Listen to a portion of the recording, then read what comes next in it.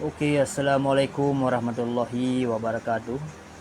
Jadi malam ini kita berjumpa kembali di channel yang sederhana ini. Jadi untuk malam ini saya mempunyai dua soalan untuk kedua YouTuber yang ternama saat ini, yaitu Imran Paseh dan juga TIJ atau yang lebih dikenal disebut dengan Tengku Iqbal Johar. Jadi soalan pertama buat Imran Paseh.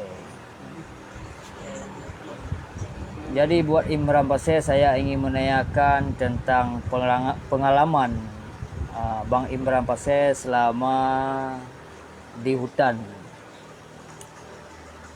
Pernahkah Bang Imran Paseh mengalami hal-hal yang gaib di hutan?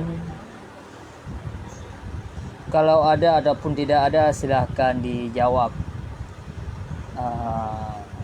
dan diceritakan sedikit pengalaman semasa di hutan dahulu. Pernahkah mengalami hal yang gaib? Tolong dijelaskan gimana saja mengalami hal tersebut. Apakah cuma mendengar suara, adapun dan lain-lainnya. Oke, soalan yang kedua buat TIJ ataupun yang disebut dengan Tengku Iqbal Johar. Seputaran mistis juga, seputaran horor juga. Jadi soalannya begini. Apa perbedaan ilmu hitam dengan ilmu putih ataupun ilmu sihir dan ilmu yang bukan ilmu sihir? Apakah